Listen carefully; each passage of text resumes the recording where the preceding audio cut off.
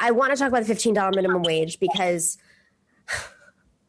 the fact that this is even being debated is like disgusting to me at this stage when the fight for 15 has been going on for a decade. And in my opinion, 15 anywhere, I mean, nobody can survive off of $15 minimum wage and live in a one-bedroom apartment in this country. That is a report that has been published by conservative outlets as well as, more mainstream outlets, meaning Wall Street Journal, National Review, et cetera.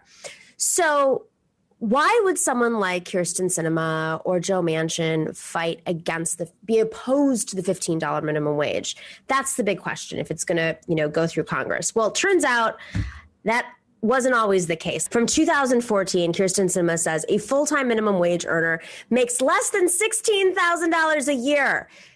This one's a no-brainer. Tell Congress to raise the wage. I mean, this is like, I don't know. I can't believe we're sitting in this place right now where Kyrsten Sinema, who ran as a progressive when she was in the legislature, she was the most progressive member of the state legislature in Arizona, is now lining up to be the most conservative, if second most conservative, or if not the most conservative member of the Senate. What can we like? Where do we go from here? Why is there not a bigger uproar about this? Esperanza, like, what? All this work, save our Senate. Like, John Ossoff agrees with us. What? Yeah. I mean, Nomiki, this is why I think that having a real left on this country, not a left that is beholden to a party of big capital like the Democratic Party, is so important, because what we see is that people start off progressive, they make these promises, and then over time they become more and more beholden to big capital. And so once again, I think that, trusting these politicians to do the right thing is not our job. Our job is to organize workers, period, in our neighborhoods, in our workplaces, etc. Ultimately, wages and the minimum wage, like I said last time, is determined by one thing, and that is class struggle. We have to organize ourselves so that we can tip the odds of that struggle in our favor. And whatever some, politician says, whatever they go back on won't matter, because our power is organized and it is stable and it is cemented. Natalie, I mean, like, what infuriates me the most about this is when you hear politicians like this say, well, it's because my district is conservative, or it's because I live in Arizona. And, you just had Mark Kelly, who's by no means progressive at all. He's not, he like quickly adjusted from being like another holdout senator to lining up with the majority of centrist Democrats. Like, this excuse, I just don't see it working anymore, especially since Arizona turned blue. But I mean, do you think that, like, she's young, she has a career ahead of her? Like, why? What's your judgment here?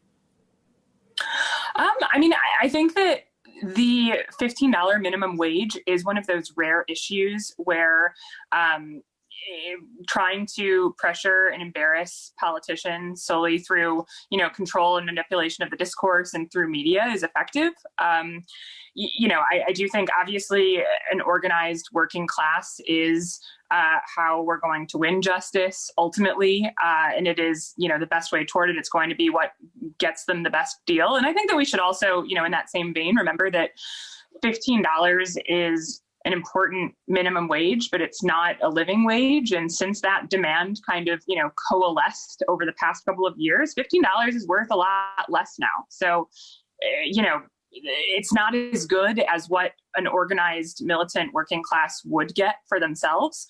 But the campaign is fairly popular, as far as I understand. I mean, it's, shocking that there are any Democratic holdouts. I think even, conservative districts, individual conservatives aren't necessarily against minimum wage.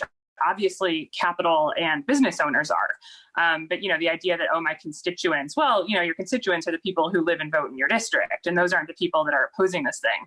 But, the Fight for 15 campaign, what I was saying initially, has largely been waged through the media. There have been some very important workers involved, don't get me wrong, but it's not, a collective organizing campaign in the same way that, the Amazon fight is. It's been, very much waged through media. and, through discourse. And so I think that it has been a model that we've been able to see. It has worked in some unlikely places. Florida famously just passed a $15 minimum wage. So I think that this is, one of those issues where some pressure from the middle or top is, more useful than it is for certain other issues.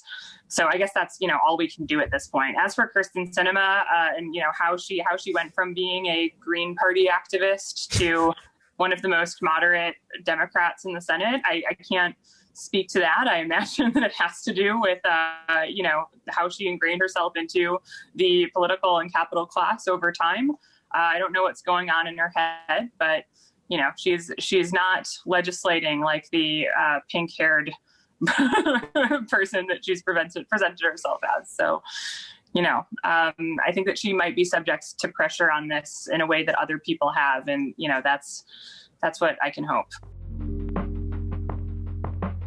Thanks for watching and listening to The Nomiki Show. But remember to click like and subscribe on YouTube, and please share on social media.